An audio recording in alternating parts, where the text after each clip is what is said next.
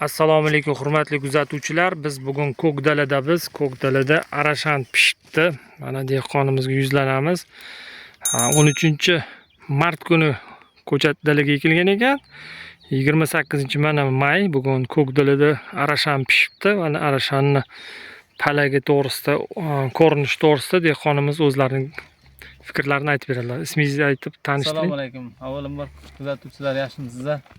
Xo'sh, bu arashan urug'i 13-mart kuni ekilgan. 15-mart kuni tugagan. Palagiga ham gap yo'q ekan. Xullas qalam shapaloq barik deydi. Umuman o'lmay ekan. Nima ekan? Dalada tarvuz ko'rinmaydi. Tarvuz ko'rinmaydi mana. Ko'rsangiz tarvuz yo'qda, lekin orasi to'la g'ij-g'ij tarvuz. Mana bittadan ikkitadan qolingan mana. Hosilni zo'r bo'lar ekan, hosilni. Shun katta bo'lar ekan, nimasi ham Og'irligi necha kilo? Og'irligi 15 kilo, 16 kilo.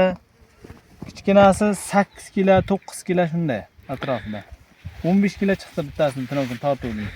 15 kilo chiqdi. 20 kilogacha chiqar ekan, 20 kilo. Endi bittasini so'yib ko'raylik, marhamat, bir ichini ham bir ko'raylik. Mana arashanni so'yib ham ko'ramiz. Qani so'ysak, qani bismillah.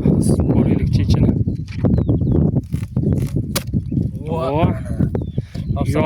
Yorilishini qarang. Buni qarang. Ushlab turib yakunda. Uchiga qarash kerak.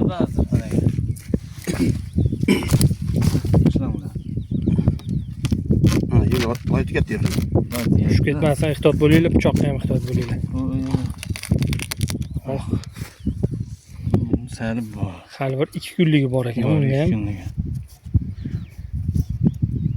Rossiya pastiga ketsa bo'ladi. Ha, yo'lga, Holatiga yo'lga bo'ladi. yo'lga juda ham ajoyib mana. Ajoyib. Lekin hali bir 2-3 kunligi bor, xudo xolasi. Shunday.